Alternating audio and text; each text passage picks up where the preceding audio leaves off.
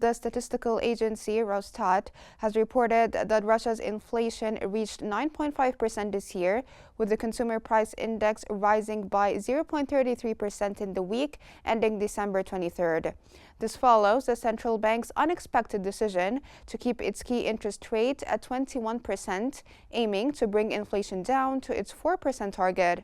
Seasonal factors, particularly rising fruit and vegetable prices, contributed to the increase. The central bank had initially forecast inflation at a maximum of 8.5% for the year, but the head of its monetary policy department now expects inflation to close between 9.6% and 9.8%.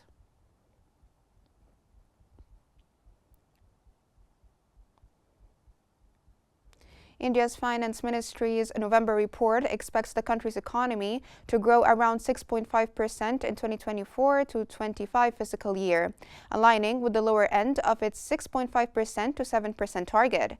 The report showed that while rural and urban demand showed resilience in the October to December period, global uncertainties are weighing on growth prospects. Economic expansion slowed in July to September, driven by weaker manufacturing and consumption. However, the second half of the fiscal year is expected to outperform the first.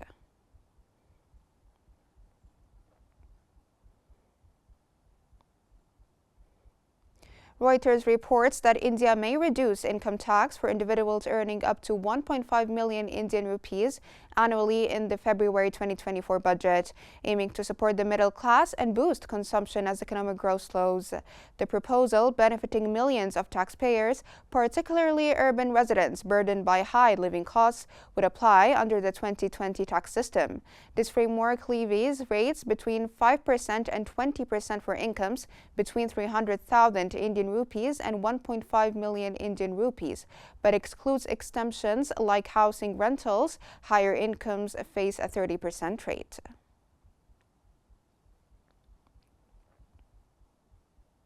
Turkey's central bank lowered its key interest rate by 250 basis points to 47.5%, initiating an easing cycle aimed at tackling prolonged economic challenges and high living costs. This decision follows an 18-month tightening effort and signals a shift towards more orthodox policies supported by President Erdogan. Annual inflation dipped to 47% in November, and the central bank anticipates further reductions towards its 5% inflation target over the next few years. The rate cut triggered a brief dip in the Turkish lira to an all-time low of 35.30, though it later recovered.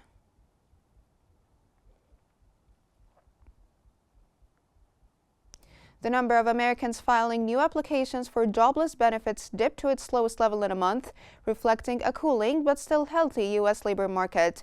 The U.S. Labor Department reported that initial claims for state unemployment benefits fell by 1,000 to a seasonally adjusted 219,000 for the week ending December 21st.